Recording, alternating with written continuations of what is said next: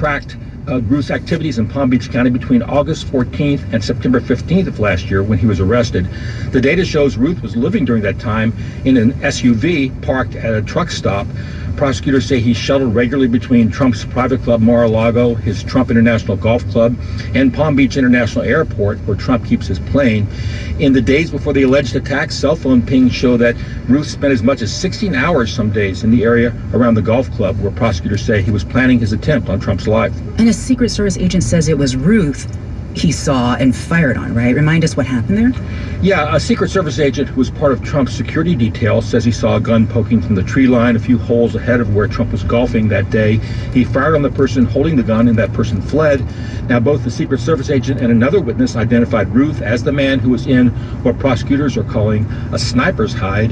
The prosecutors presented witnesses who testified that they helped Ruth acquire the SKS rifle that was left at the scene and seized by agents. They showed the jury text messages where Ruth set up the buy to get the gun.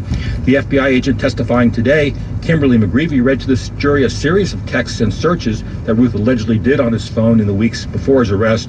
One web search asked, "How many bullets does an SKS rifle hold?" Well, prosecutors say that Ruth spent a month in Palm Beach County before the alleged assassination attempt, right? What was he doing exactly for a month? Right. Well, the FBI agent McGreevy spent several hours today with showing texts and web searches that showed that he was searching for information about Trump's schedule and his campaign events. She showed receipts for gears that he was working to acquire as he was here, as he prepared for the attack, a GoPro-style camera, electrical tape to secure his rifle scope, a zip tie, even a note that he made to himself to remember to use bug spray. McGreevy showed web searches and texts with a friend in Mexico that she says show that Ruth was planning to fly out of the country, but was arrested first. Okay, and as we mentioned, Ryan Ruth has been acting as his own attorney, which is not usually advised, so I'm just curious, how's it going so far?